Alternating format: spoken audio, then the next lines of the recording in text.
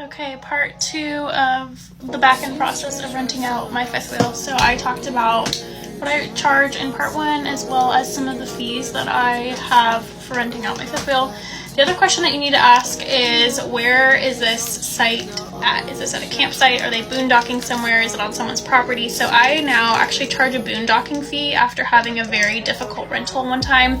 I had to move it because the people weren't there to tell me where to put it, so that was a lot of effort to getting it back up onto the truck, and then it required a lot of extra leveling equipment and different things like that that I actually didn't have with me, and so I felt bad because I could have left it more level had I been given a heads up. So I ask way more questions now, to ask for pictures, all of that kind of stuff, to really make sure that I know what I'm getting myself into before I get over there.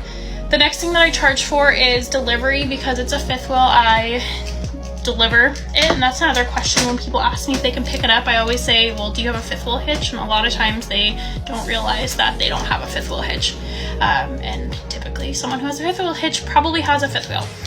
Unless they're like not wanting to take their 43-foot long fifth wheel and they're wanting like a 27-foot long fifth wheel. That would be the exception, and that's not something I've come across yet.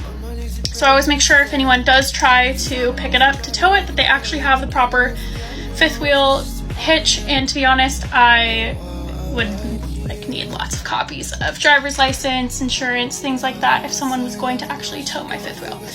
The next thing that I have is extra liability insurance. So I use Progressive, and they actually cover rentals, which is amazing. They cover rentals as long as they are rented through one of those sites that I had mentioned. So that's really great.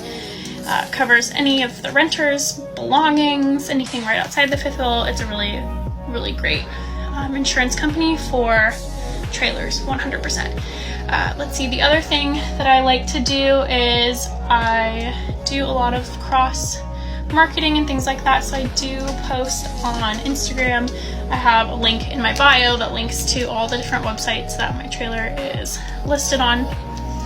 And then other than that, I basically just treat it like I would any other property I am renting out. When it comes to the inside, I have a little sign that says, if you feel tipsy, with my Venmo. I always leave my guests a little basket of snacks and microwave popcorn and a bottle of wine, and really just try to give them the best experience while they are using my rental.